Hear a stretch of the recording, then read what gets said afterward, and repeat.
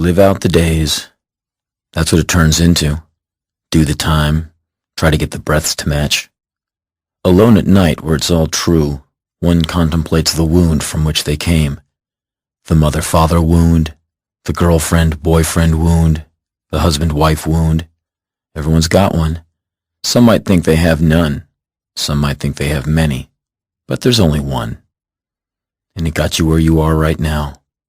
You can go to meetings, sing songs, and read books, but self-help is always about someone else.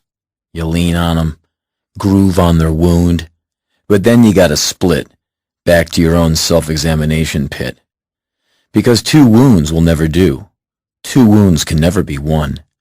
And a room full of people is a room full of wounds. It hurts to be around unfamiliar pain. It's like a beating from a stranger. Humanity, it pains and wounds. It separates us from the rest of the breathing things. And every kid you see, you want to warn somehow. But there's nothing to say. Either they have their wound already, or it's coming along soon enough. We are such horrible and neurotic things, and nothing keeps us in line. Not cops, God, money, love, or death.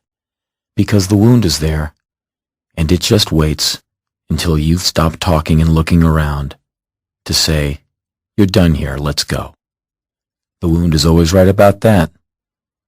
What I would give for anonymous, woundless nights, not just ones with my back turned to it.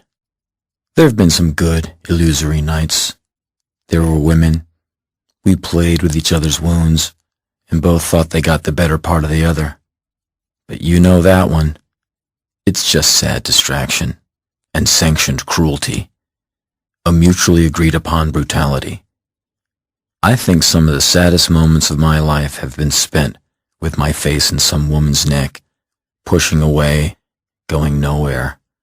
Two people getting together to do this is poison dripping from a bare bulb in a rent-by-the-week, by-the-month semi-furnished room.